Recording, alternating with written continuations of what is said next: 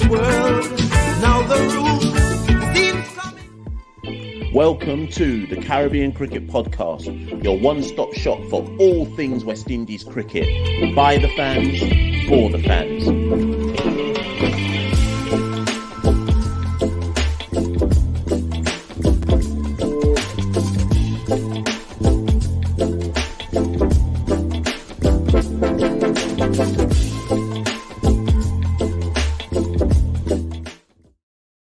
Yes, ladies and gentlemen, welcome back to another edition, another episode of the Caribbean Cricket Podcast.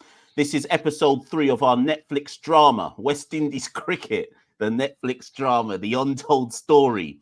Episode 3, as ever, my partner in crime, Santokie Nagulendran, is with me. Santokie, how you doing? Yeah, Mash, as you said, episode 3, it's only been about a month. We've already had to do about 3 West Indies drama episodes. Never a dull day in West Indies cricket. And we're following up today, with the big news that has come in the past few days. Firstly, it was announced that Antigua would be getting a franchise in the Caribbean Premier League. And that got people talking. And then, unsurprisingly to a lot of people, a few days later, it was announced Jamaica Tallawahs, stalwarts of the CPL. They've been there alongside Gleaner Amazon Warriors, one of the franchises that have never changed their names since the inaugural CPL in 2013. They will no longer be part of the CPL going forward. And Mash, it's only right. We've got 2 returning guests from Jamaica. They've been on the show previously, but we thought if we're going to have a proper discussion on this, cricket in Jamaica, sports in Jamaica, what this means for the Tallawahs and CPL, it's only right we bring these 2 guests on. For real. And it's like you say, it's interesting that you say you kind of see Tallawahs as founding members, and just giving a bit of context as well as to why this has caused so much reverberations around the Caribbean. It's fundamentally looking at the issue that the biggest kind of island nation in the Caribbean, or country in the Caribbean, English-speaking Caribbean, is Jamaica. That's not to do any kind of bossy talk about Jamaica. It's just simple geographical facts. And the reality that they will not have a team in what's supposed to be the premier T20 tournament within the region, I think speaks volumes to Jamaica's current attitude or standing towards cricket in the region, and also setting a wider context before we bring our guests on. This also goes alongside the fact that the domestic franchise team, the Jamaica Scorpions, haven't played at home since 2019. The West Indies have only played in Jamaica in front of a crowd in 2021 when New Zealand came. For some T20s. People talk about how they got Pakistan, but that was during COVID when no one was allowed in the stadiums and so on and so forth. So since 2019, when India came to now, the Jamaican cricket audience has actually only seen cricket in Jamaica once in reality.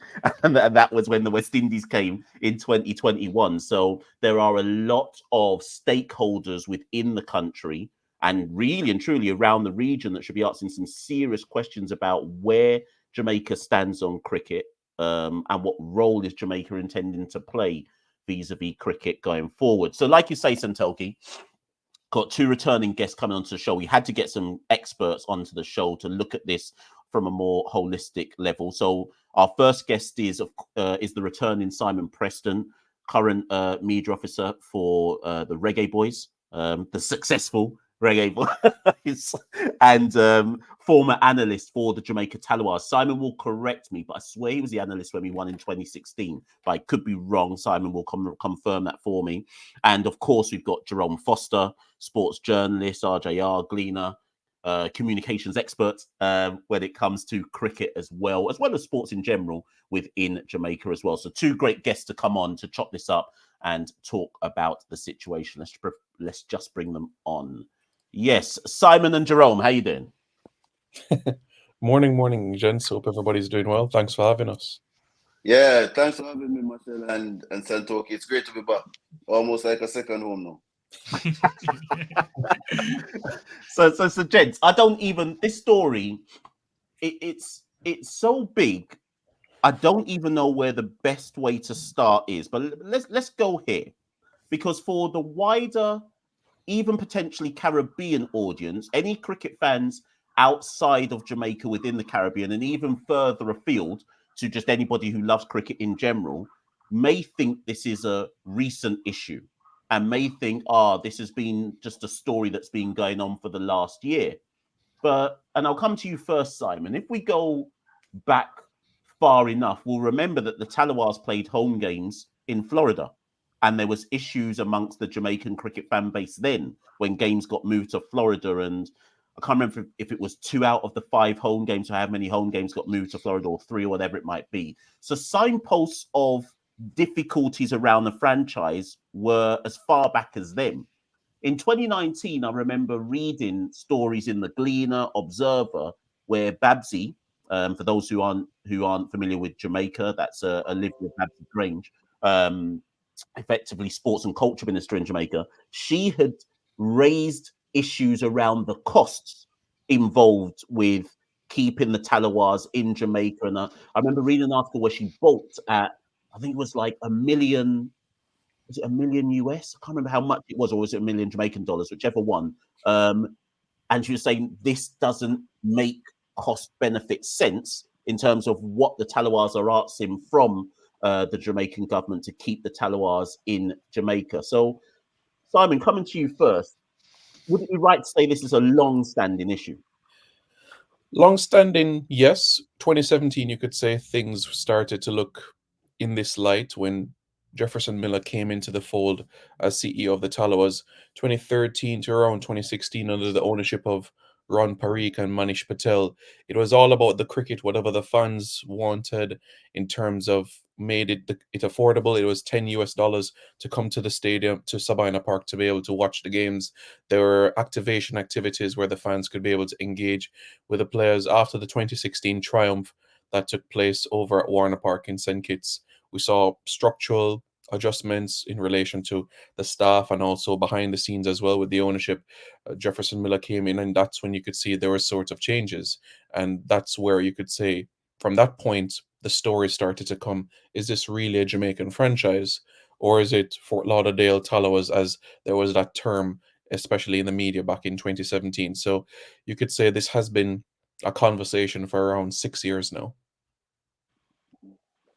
Jerome, when COVID and the pandemic came, 2019, 2020, did you think that once things opened up again, and again, we also have to remember about Jamaica's reaction to the pandemic, sport in general shut down in Jamaica. Fans couldn't go to see Reggae Boys. I think it was only Champs that they actually let fans back in to go and watch anything. So fans weren't allowed to go and see when West Indies came during pandemic, etc. So did you think Tallawahs would return after the pandemic, or did you think actually this is going to be a problem getting Tallawahs back into Jamaica? Honestly, I thought up to this year, 2023, would have been the year that they returned, because COVID really took away itself in Jamaica, recognized as a threat in 2022. So 2020 and 2021, when it was away, I understood, because CPL was looking for the welfare as well as ensuring that nobody's worried about the spreading of the pandemic, etc., and the effects. But this season, when it didn't return to Jamaica, it was the only country that didn't have CPL action. And at that point, I said to myself, it's going to get ugly, because the owners have been having real troubles since 2018. They took over in 2017. And 2018, when they took the franchise to Florida, it had a massive reaction as to, why is this happening? We just won the CPL 2 years ago. Chris Gayle is returning 2019. And then when he returned, they didn't do what they wanted to do. They finished last. So the turnout wasn't even great either, because the games were played closer to back to school. And in Jamaica, economically, it's not going to be cricket over school. The parents are going to be choosing their students over, or their kids over, the cricket. So the scheduling of the games also presented a problem. It was back end of August, early September. That was a problem to some of the fans who we spoke to at the time. But generally, I got the sense that this ownership had an issue with everything that is happening financially with the Tallawahs. So even though things were okay on the field for most of the years, off the field, they were not getting any support generally from the government, and especially corporate Jamaica, because they were struggling to get enough sponsors as well for the team. Yeah, that's interesting you mentioned that. It's a good point, Jerome. So just taking it back, so in terms of the Jamaica Tallawahs, you said lack of support from government and, you know, corporate investment. Why, if we start from the question, why is that? Why is there a lack of support from the government and corporate investment when from the outside looking in, it seems like all the other Caribbean nations do have that support? Because Jamaica has grown so much in other sporting disciplines. I think that has to be put into context as well. So we're doing well in lacrosse, we're doing well in rugby, we're doing well gymnastics, netball, football.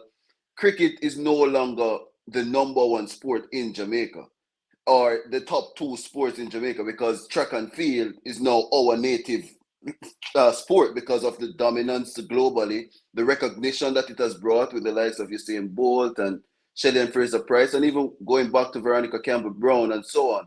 So people are more willing to spend money into track and field and give that support to track and field because they're able to see success. And we have to be honest, the West Indies team hasn't been doing well. So that is also a trickle-down factor. Jamaica hasn't really produced a lot of cricketers over the last 10, 15 years that are walking into the West Indies team, if we look at the ratio.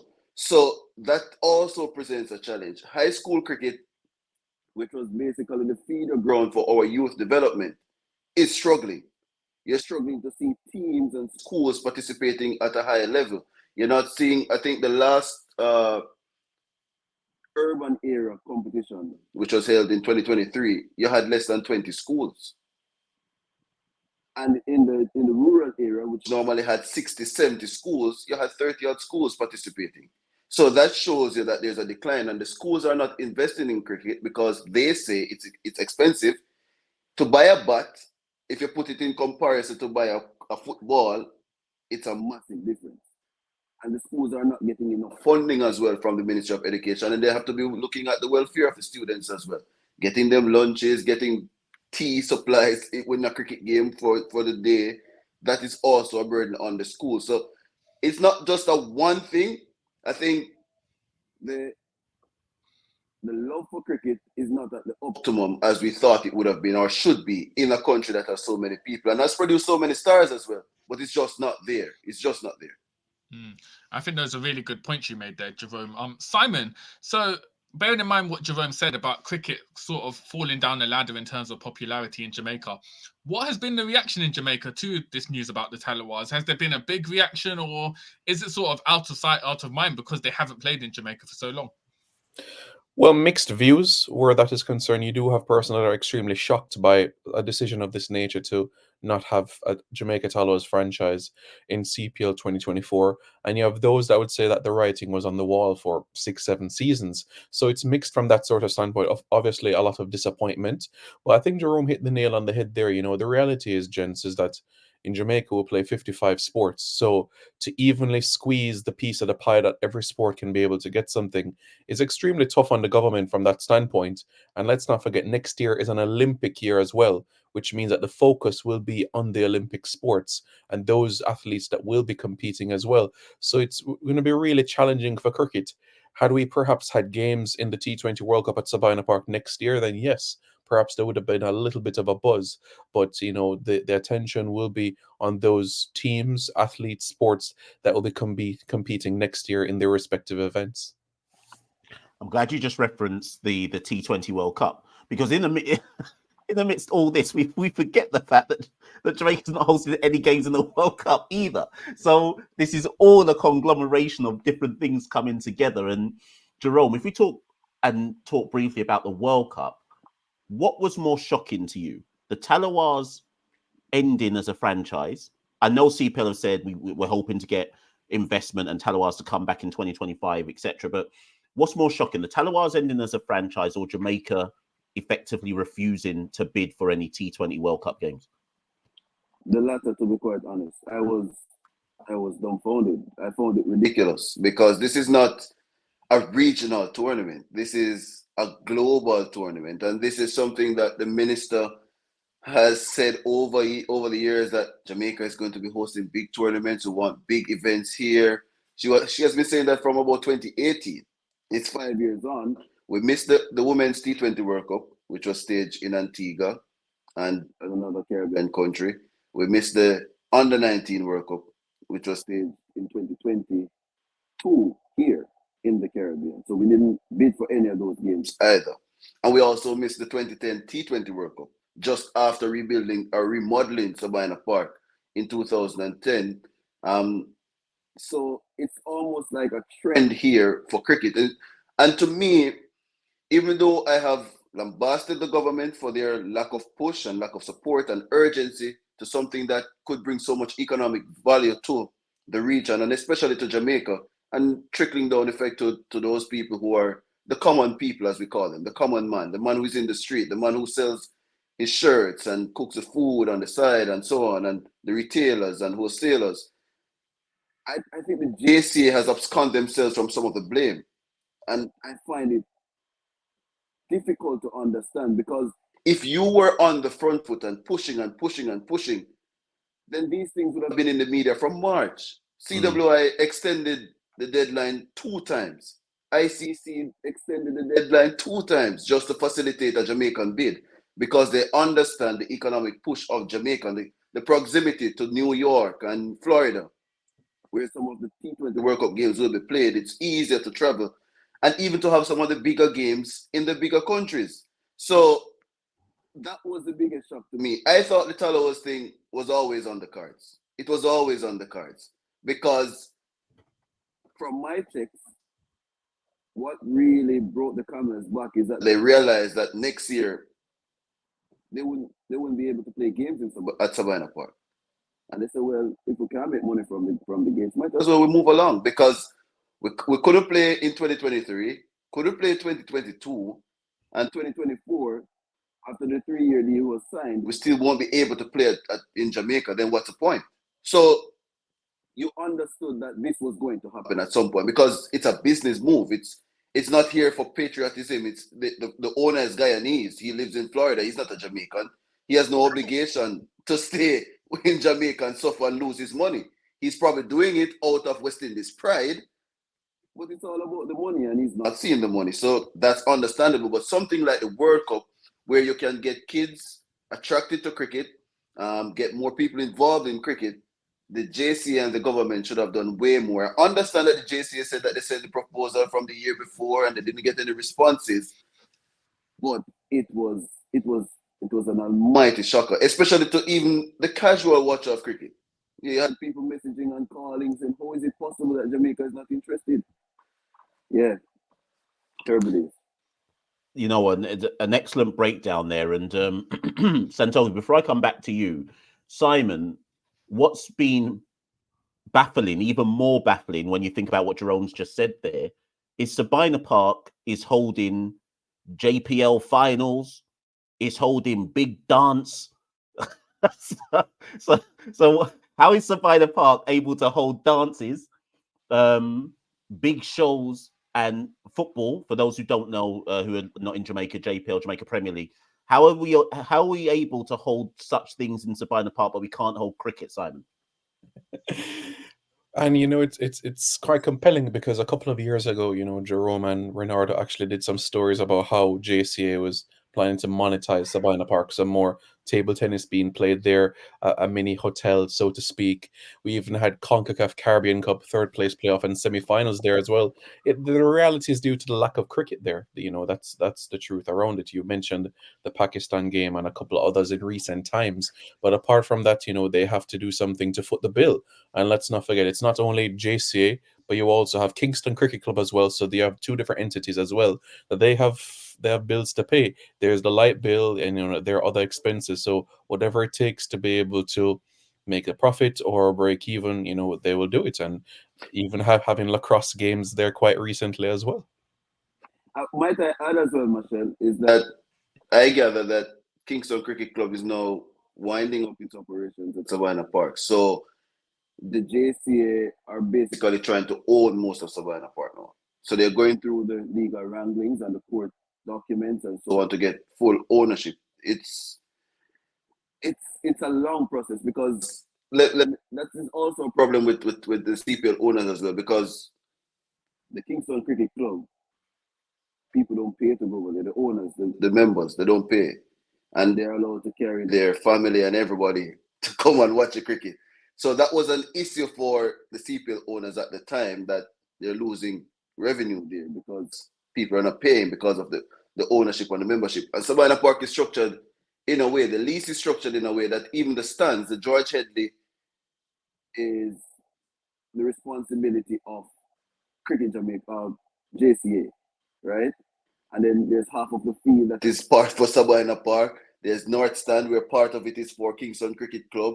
And so it's a whole heap of wranglings and tanglings as to who is the right owner and so on. So that is also a part of the issue. And the structure of Sabina Park, it needs an overhaul as well. So they were banking on getting the World Cup here to help to even get a scoreboard, because the scoreboard is so outdated that international cricket will not be passed to play with that scoreboard anymore, because it was implemented almost 20 years ago, right? The buildings, they're in need of paint. The railings, they're almost going down to nothing. The stands, they need some fixing. They need some lifting. So that is also a part of the problem for Sabina Park to host cricket matches. The structural outlook of the building is not in its greatest shape. Jerome, you mentioned there, obviously, Jamaica Tallawahs were owned by my fellow Guyanese. I think it's Krishna Prasad was the owner. There's obviously been issues with, firstly, Chris Gale cussing out the franchise in 2019, 2020. Andre Russell saying it's the weirdest franchise he's ever worked for. Rovman getting traded last year. So there's obviously been an issue with the franchise relations with players. Do you think then it's a case of just the wrong owners? If new owners ever got a Jamaica Tallawahs franchise, would they be able to work with the government? Or is it too far gone now? You're never going to get a relationship between government and a CPL franchise in Jamaica? Well, maybe not with these owners, because based on the relationship, and when I spoke to Chris Prasad on Friday, he was basically telling me to get off the phone because don't ask many questions. Ask the government. Because yeah, he said that he has been talking for months and he's been saying it for years and nobody's listening to him, that he's not making any money and people are not interested. The government is not interested. They're not doing enough. Even though Jeff Miller has said that the minister has tried and she's doing it, ultimately it's not her decision, because it has to go through cabinet for approval, which includes the finance minister and the prime minister and other sectors and other ministers. But I found the franchise operation a little bit strange, if I'm being very honest. And I put strange, I use strange in a mild way here. I don't want to really use the term that I want to use, but I found it very strange. Because if Andre Russell, who is one of the most experienced T20 players in world cricket, right? Not just in the Caribbean, in the world, is saying it's the weirdest franchise, then something is wrong with how it's operating. And that's on a cricket structure view. I don't know financially if everybody's been paid. Well, I figured everybody's been paid because there would have been complaints. They have been here for 6 years. So that is okay. But I don't get the sense that it was all about development of Jamaica's cricket and getting players involved from Jamaica. It was about winning and ensuring that the coffers were in the right area. Thanks for that, Jerome. Simon, if we pivot to, and because Jerome's hinted at it there, in fact, you both have, if we just pivot to financials, Jerome's briefly gone, but he shall be back. If we pivot to financials, so in 2007, Jamaica did host World Cup games. We have a multi-purpose state. Well, we have a multi-purpose stadium in Trelawney in whatever state you want to. Let me just bring Jerome back. In whatever state you could say that Trelawney Stadium is now in. Recently, Wavell Hines came out and said that the cost benefit with the hosting games for the Tallawahs would have made so much money for Jamaica, etc. The finance minister, surname escapes me, Nigel Clark. Now, Jamaica, if I've got this wrong, if I've taken this the wrong way, please correct it. The Jamaican government would say that the financials for Jamaica over the last 2 to 3 years has seen an upturn, right? And they would say that, Right, Jerome, relax. and, then, and they would say that debt has been reduced and so on and so forth. So I guess what I'm getting at is, let me try and flip it and defend the government slightly. Is there an argument to say, in a country where looking after the kind of outlook for the common people, and where investment needs to go in so much, let's talk something as simple as fixing all the roads, just fixing all the roads with potholes, which if you just did that in Jamaica might go into the billions, right? So is there a financial argument which says we cannot afford to host World Cup games, host Tallawahs, when there are so many, forget sports, I'm just talking the country now, structurally within the country, when there are so many other priorities to uplift the nation? Do you buy that as an argument? Do you think that people have to take that into consideration as well? Yes, if you can't afford it, there's nothing you can do. You have some that will have the view that, well, if this was a priority, then certainly this would have been done. And then, of course, the other conversation about if there's another political party in power, what they would have done for cricket as well, bearing in mind the investment that they gave towards the sport of cricket as well. Because, you know, the Honorable PJ Patterson, a lover for cricket, and of course, gave the tremendous support over the years when he was in power of Jamaica. So you have those conversations as well. But I understand exactly where you're going, Mash, with all of this and the direction. And I think it's no surprise as well, Jerome will chime in eventually, that, you know, when you see the public support, you could say, because of course all sports get, you know, that moral support. You know, the track and fields gets, you know, the vast majority, you know, where officials do travel to these events and be able to be there. We don't necessarily see that for other sporting disciplines. So I think that really sums it up, really. Yeah, Machel, I maybe I'm going to be coming across as being, I wouldn't say biased, but favoring cricket because of my love for cricket generally. But in 2019, based on data that was produced by CPL, not by us or not by the public, Jamaica generated $70 million after the week of matches, right? I think this year CPL wanted $1 million invested into the franchise. I think that's the normal figure, 800,000 to $1 million, but they would pay half and the government pay half, right? So if you're looking at your return on investment, then that's fair because you're the government. You can't just be splashing money because it's taxpayers' money, right? Then the taxpayers need to see where their money is going. But what I don't like is when people come and tell me that the government has to be fixing roads and they have to be building hospitals, but no, there are no hospitals being built now. So where is it going then? I personally feel that the government just doesn't see the intrinsic values of the CPL. They don't see the wide advantage of the CPL. They don't get the feel that this is going to rake in a truckload of money after investing, right? And even with clear data showing that cricket is probably the second most popular sport in the world now, and cricket is even evolving more now with the introduction of cricket being in the USA and the Indian billionaires going around in Dubai and so on and buying franchises, that there's a place for cricket. It's coming close to us. It's right 45 minutes away from us, a flight away from us. How much investment is going to be taking off in the USA. So that should show the government and the advisors that there's something in cricket now. It's not like early 2000s when it was all about splashing the cash and doing it for just the love and people being happy and Jamaicans being able to see their favorite cricketers. It's gone past that now. It's a business now. You're having billionaires out of cricket. Chris Gayle is a billionaire out of cricket. Rob Mumpoy is on his way to being a billionaire out of cricket. So the evidence is there to support that money is in it. You just need the right people who are drafting these letters, because I don't know who these people are who are drafting these letters, because if they were drafting the proper letters and using the proper figures, it would indicate to the government that there's money in the cricket.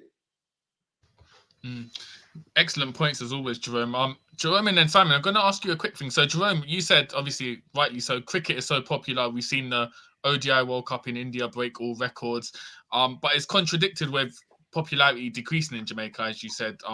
How much is that to do with how the JCA have administered the game? Obviously, we've seen the Jamaica Scorpions fail to win a game in Super 50 or the 4-day regional this calendar year. So, what role has the JCA played in kind of the decline in popularity in the sport? I think they have to take some slack for it because based on what we are seeing on the ground, things are not improving. And at the start of the program, Machel raised a point about the under-19s winning. I thought that was just a lucky group of players. They are just so good at this age group that we had so many quality players at the same time that we were able to just run away with the white ball tournament and then to beat Barbados in the final. But outside of that, there's little to no development going on. The clubs, the relationship between the clubs and the JCA, that has been broken. There's even a pending election coming up now where Billy Heaven, he wants to go back again for, I think that it will be a 6th term. So it looks as if he'll be challenged by his right-hand man who is saying that he wasn't advised, he wasn't told that he was interested in going back. Because now it seems as if it's about a personal accomplishment and wanting to challenge for Cricket West Indies presidency in 2025, I think it would be. So that's part of the reason why he's coming back. So the game on a Saturday, you don't even know that games are being played. You don't even know that Senior Cup games are being played. The standard is low. The scores are poor. The players that are getting contracts, they're not even playing for the Scorpions. It's just a wild running goose. You don't know what's happening. But it says to me that the JCA, they're more interested in seeing the Jamaicans representing them overseas. So you have Odin Smith, who is going to play the T10 and playing the T20s. He's able to give them back a percentage.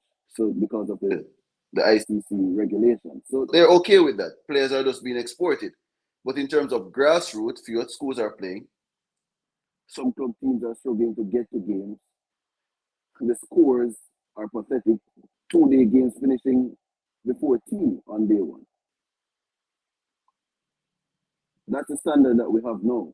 So you have to put it into context that sometimes a change is probably needed, and then the government doesn't see enough output locally for them to say, well, I need to support this venture overseas either way.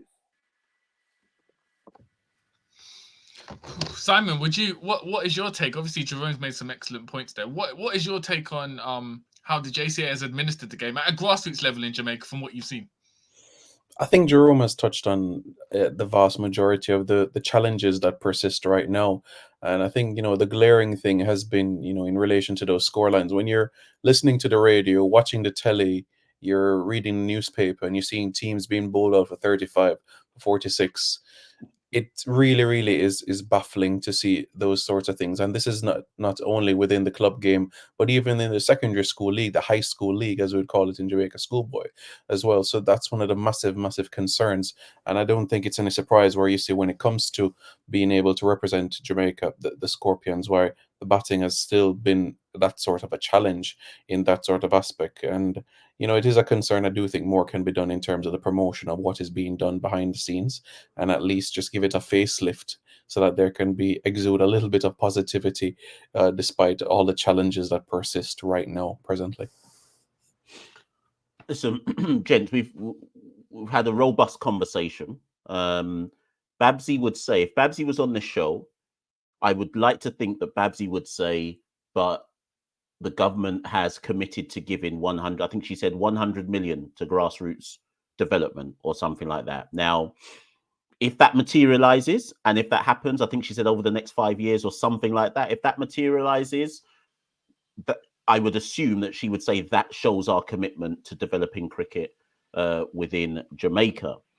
Now, before you answer that, Jerome and Simon, I want you to answer that also in the context of the following, and you can choose to go there or not go there.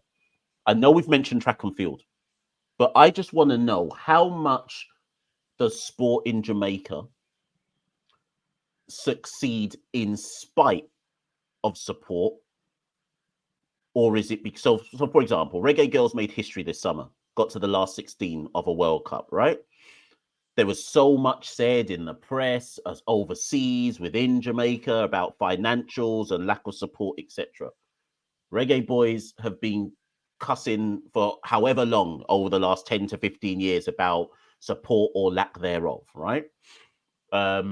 Take any numerous sports within Jamaica, and there's an argument to say that we have not been, and by we I mean Jamaica as a nation, we have not been the best at knowing how to administer sports and support sport properly. Now, I could be wrong. That's my take. That doesn't mean I'm saying that that's correct. I'm just so, I guess what I'm getting at, Jerome and Simon, is how much of this is a wider cultural, structural issue, and how much of this is a cricket specific issue. It's a cultural thing for me, and you raised the point earlier. I think It's majority of the times with the successes that we have, it's in spite of, if we're being quite honest with ourselves. there have been too many administrative blunders. I think there was even a volleyball tournament Recently where the players were notified a couple of days before that they won't be able to board the plane because they don't have any money. There's nowhere for them to stay. They're struggling to find sponsorship. And I think that Jamaica, unlike, for instance, the UK where you guys are based, we don't have a sports culture. We love sports, but we don't have a sports culture. We don't see the value of sports. We don't invest in sports. An industry that is $1 trillion industry, we don't see the importance in it.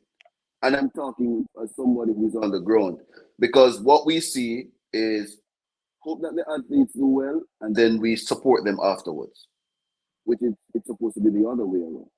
So, and I can give you an example. In 2008, when Shelly Fraser-Pryce won the Olympic Games gold medal, when she ran at the trials and she finished in the top 3, Jamaicans wanted her out of the team because Veronica Campbell-Brown wasn't going to be there. She was the face of sprinting at the time. So we're not willing to give people a chance. We're not willing to look and say, this could be the next, this could be the best. We are looking at what happens today and how we can benefit from it today. So there's no investment in sports in Jamaica generally. Not to say that government doesn't put money in sports. That would be a lie because there's a sports development foundation. So they generate money there through the lotteries and so on. But other than that, there's little to no support. Look at the Sunshine Girls. They're always close to the podium. The netballers, and they struggle to get $1 to train. They don't even have a bus at a stage to carry them to training, to and from training. So the players will have to be taking public transportation to get to training. They have to be carpooling, all of that. The footballers, it's the same thing. It's just in recent times we're seeing a more professional stance with the Football League here in Jamaica, which is basically a mandate by CONCACAF. Cricket, the clubs don't even get enough money to have training for the week. They get mobilization money for the tournaments, but what about building up to the tournament? What are they supposed to get? Where are they supposed to get money from? It can't be plucked out of the air. It can't be plucked off a tree. So the JCA is saying that the clubs need to find their own fundraising activities. Yes, but you have to help foster the growth of the clubs. So there's no structure to our sport development here locally. It's about performing on the big stage and get the plaudits afterwards. Yeah, honestly, Mash, Jerome has said a lot of things that are taking place domestically on the island, and there's two things I want to touch on. One is treatment after the success. So Jamaica went to the quarterfinals of a lacrosse World Cup, first sports team to do that, men's sports team. What happens after that? How do we go to the next level? Those conversations. And then the next thing as well in relation to where corporate Jamaica is going. Corporate Jamaica is going into the secondary school events, which for me, it's baffling. I know other people have otherwise, but when it comes to the secondary school athletics events. A lot of money goes into that, similar with the football as well. For me, why isn't it into the clubs, the cricket clubs, the football clubs as well? Because, that's the next step towards a professional, but it's the secondary events that is getting the support, the coverage, all of those elements together. So certainly a lot of room for improvement. Listen, Jerome and Simon, as expected, which is why I made such a fuss of trying to get both of you on. You've given such an insight into Jamaica and the cricket culture and so on and so forth. I'm going to ask you to both stay on, because I'm going to ask Santokie one question just before we wrap this, because you may want to come in off the back of whatever Santokie says. Santokie doesn't even know what I'm about to ask him. So Santokie, here's the thing though. This episode started off with a specific focus on Tallawahs. And we've spoken about finances and we've looked at it in a Jamaican context. But let's look wider now in terms of CPL. As a financial model, is there an argument to say that expecting Caribbean nations to have to foot money for teams to play in their islands or countries, whatever the financial benefit is, right? Whatever the supposed financial benefit is, however many millions, this, that, and the other, is there an argument to say that, I have to pick my words carefully here, is there an argument to say that it's taking the mick a bit, though, to expect to go to what is seen as a third world region and say, you, governments of the Caribbean, you must pay us to have a team play in your country? Is there an argument to say it shouldn't be working like that? Maybe that's basic business economics and how it just all works. But for Jamaica, I know all the other nations have all jumped in and said, yeah, we're happy to have a CPL team. We see the value of it. So maybe that counterbalances my argument here, right? But of all the other nations, does any other Caribbean nation have as much global sporting success as Jamaica across a discipline of fields, right? Which is what Simon and Jerome spoke about earlier on. Jamaica's football, they got lacrosse, they got netball, they got this, they got that, right? Is it a Mickey take to then go to a nation such as Jamaica and say, give us money to have a team in your country? Do you see where I'm going with this? Yeah, I think when CPL first started about 10 years ago, it was a talking point. I remember seeing a lot of articles about why are governments basically paying to host cricket on their own land with their own stars? Like, what is the benefit? But I think we've seen CPL every year. There's press releases about record profits for governments, and obviously governments will know they have, as Jerome said earlier, it's taxpayers' money, so they have to be very frugal with what they spend. So they obviously see some sort of financial benefit. And I also think, Mash, part of it plays on what Jerome was saying earlier, with Jamaica having, volleyball, netball, other sports, track and field to rely on. If you're a Guyana where, aside from cricket and football, I think dominoes is probably our third most popular sport, you're almost also pressured as well to ensure that there is CPL in Guyana, because can you imagine the uproar if there was no CPL in a Guyana or Trinidad? So I think it relies on the fact that Jamaica has alternatives, which is why they've kind of not been so pressured into investing in CPL. But it does raise the question, though, in terms of the profits. Surely Jamaica, if they were making so much profits as the other islands are, as we've seen in press releases, surely it would be a no-brainer to continue CPL in Jamaica, or is there more to it, basically, is the fundamental question. Exactly. And that line you just said there, is there more to it? Because if we break down the financials and this argument, for Jamaica to not want Tallawahs be in Jamaica, there must be something. The skeletons ain't come out the closet yet. There must be something deeper that no one's really talking about, which is affecting this decision. So with that said and done, Jerome and Simon, I'm going to come to both of you to have one final say on that little talking point there, and then we'll wrap the show. Jerome, you first. Yeah, my only issue has been all along, while I've been even following these stories, is CPL has been here for what, 11 years now?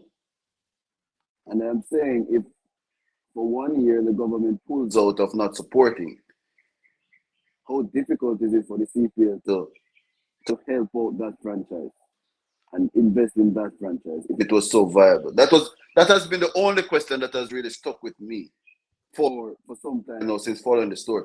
But I think, based on what I gather from Jeff, is that's Jeff Miller, the former CEO of the Tallawahs. He's saying that the CPL model is built around sports tourism. So the government has to play an integral part because of the benefits that CPL is expected, quote unquote, expected to bring to the Caribbean shores. It's more Hold on, to do with Jerome, stop there. Hold on. Sports tourism, because we didn't even go down the tourism angle. Jamaica doesn't need sports tourism. well, A World Cup, yes, but CPL? Probably not. Probably not. Because, well, I don't think our people in Jamaica understand what sports tourism is, to be quite honest. We say a lot of things. we think sports tourism is just 50 or 1,500 people come and filling the hotel rooms and watch some cricket and go home. Yeah, that's not sports tourism. It's more than that. So I think we don't understand what sports tourism is. But I don't know. As I said, that's the only sticking point for me with the CPL issue. I think if it's after 11 years, if you can't fund it at all and then recoup whatever is there, then something is probably wrong with the model. That's just my view. But the other territories they're chomping at the bit to have CPL. So I don't know. And that's a good point. Simon, I'm going to come to you. That's a really good point Jerome's just made there, Santokie and Simon. All the other territories can't wait to have CPL. But Jamaica's the only one saying bun CPL. So either Jamaica have this right and nobody else knows what's going on, or Jamaica have this drastically wrong. Simon, over to you. Well, yeah, when you think about it, Jamaica, 3 million people, Trinidad, 1.5 million, Barbados, around 300,000, St. Lucia, around 150, 180,000, St. Kitts, less than 100,000 people. The smaller models, sometimes, simplicity, it's easier to manage because, they're focusing on one thing, two things alone. So that's why, in those situations, it might be better for them and it works out. There's so much things happening in Jamaica, or even trying to get an ice hockey rink on the island at some point, so we're always continuing to improve what we're doing there. But to answer the question that you asked, disappointed, very much so, because when you're bearing in mind we're one of the most successful franchises in the history of the tournament, 3 titles, and anybody can tell you the atmosphere that Sabina Park brings as well. Many people can talk about what the Trini Posse stand brings at the Oval in Trinidad, but Sabina Park is a true mecca of cricket, a great coliseum, and that's having matches in the Caribbean not at Sabina Park with the 100-year history it has. It really, really is disappointing not to have it at all. So I beg to wonder as well if the organizers of the competition couldn't play some assistance, especially for one of the biggest teams in the league and also one of the most successful teams in the history of the tournament as well. So that begs the question, Simon and Jerome, will you be watching CPL next year? And if so, which franchise are you going to support now?